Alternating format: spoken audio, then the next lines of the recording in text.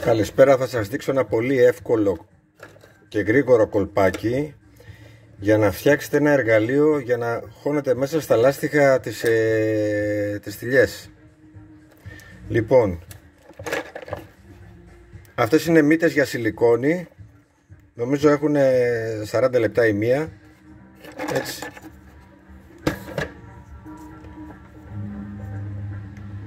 Κόβουμε περίπου στον 1 πόντο από τη μύτη με ένα καλό κοφτάκι.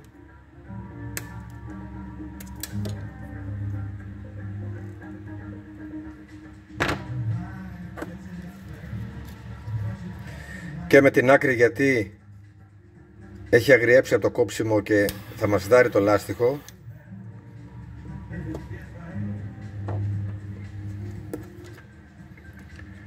Παίρνω το λάστιχο,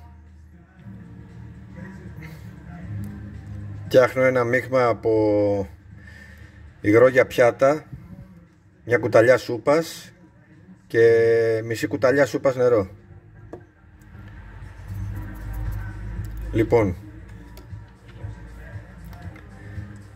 εάν πρόκειται για θηλιά με μπίλια, κάνουμε την αρχή με το χέρι, γιατί η θηλιά με την μπίλια έχει κλιπάρισμα κάτω, έτσι. Οπότε κάνουμε την αρχή με το χέρι, μπαίνει πολύ εύκολα,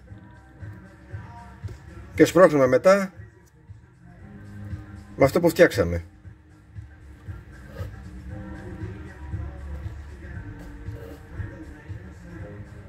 Τόσο απλά. Λοιπόν, ας τη βγάλουμε με το ίδιο.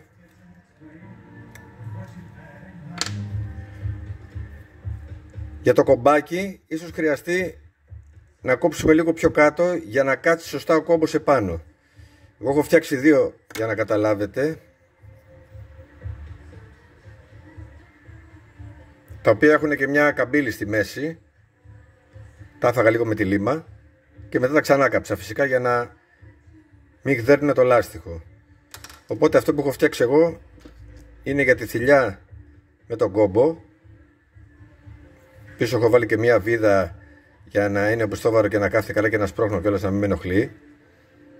Οπότε μπαίνει. Κοιτάξτε τι ωραία που έκατσε. Okay.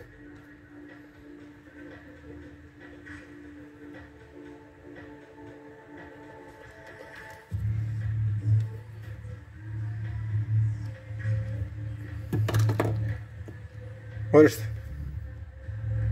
Πανεύκολο.